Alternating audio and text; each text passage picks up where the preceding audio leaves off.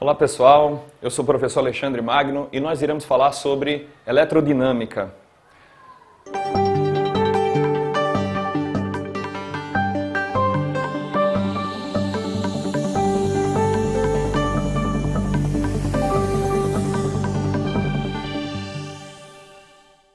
Pessoal, em que se baseia a eletrodinâmica? Simples, no estudo da corrente elétrica, no movimento organizado de cargas elétricas. Lembre-se bem, a eletrostática analisa as cargas elétricas em repouso, basicamente isso. Enquanto que a eletrodinâmica, ela analisa as cargas elétricas em movimento. Então, o que vem a ser corrente elétrica? É simples, movimento organizado de cargas elétricas negativas. Mas por que carga elétrica negativa? Por que não as cargas positivas? Cargas negativas são elétrons. Cargas positivas são os prótons. Por que que os elétrons se movimentam e não os prótons? Os elétrons, eles estão livres para se deslocar pela eletrosfera, enquanto que os prótons estão fortemente ligados aos núcleos dos seus respectivos átomos, ok? Então, para destituir, para arrancar esses prótons desses núcleos, seria um trabalho enorme e sendo assim, você iria comprometer a estrutura da matéria. Ok, pessoal?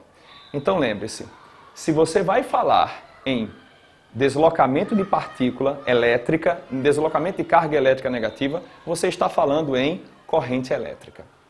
Existem dois tipos. A corrente elétrica eletrônica, por meio de uma aplicação direta de uma DDP, você tem um circuito, ou a corrente elétrica iônica, que é aquela basicamente observada por meio de íons, aquela brincadeirinha que nós fazemos quando nós somos menorzinhos, né? Quando nós somos menores, de fincar 2 eletrodos no limão e aí você acende uma lâmpada. Isso é uma corrente iônica.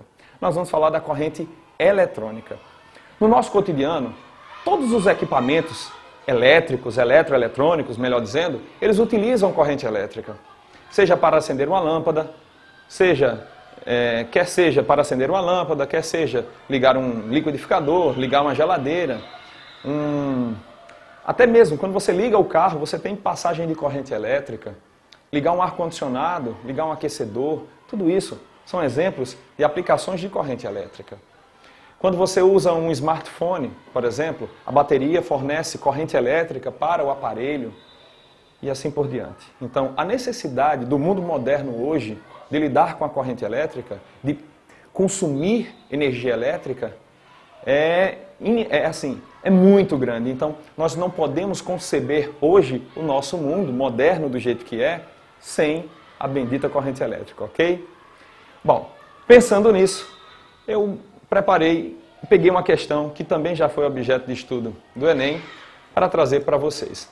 Vamos observar.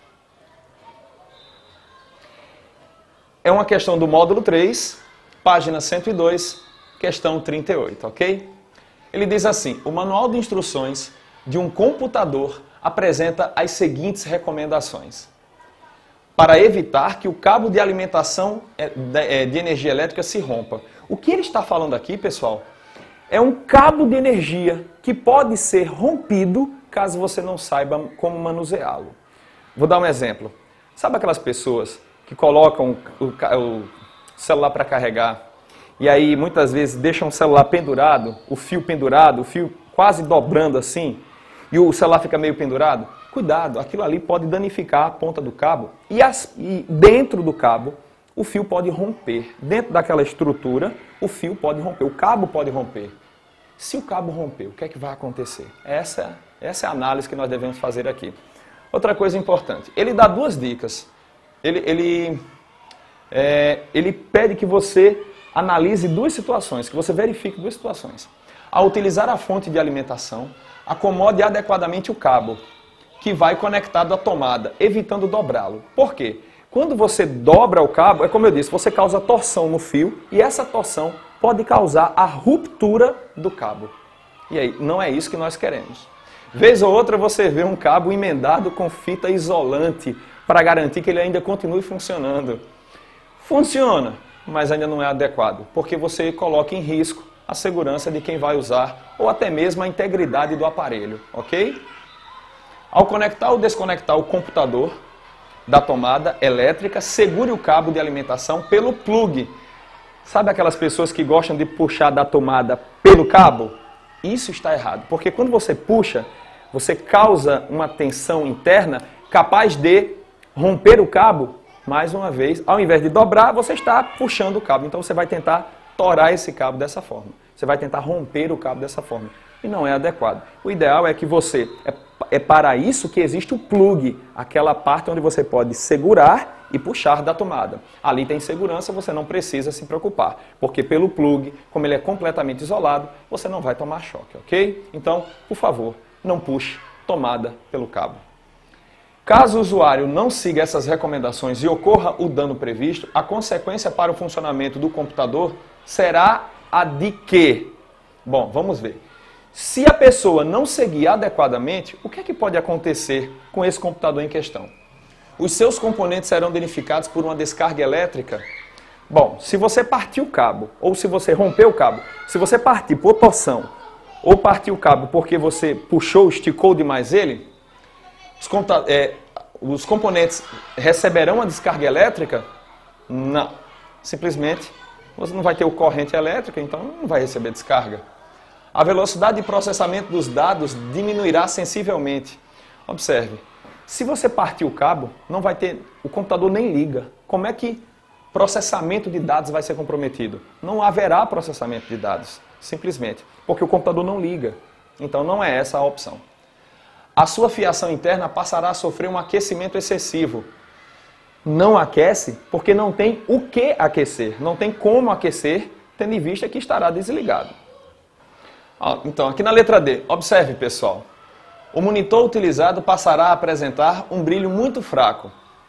Ora, quer dizer que se o fio do computador partir, o cabo de alimentação do computador partir, quem vai sofrer a consequência é o monitor?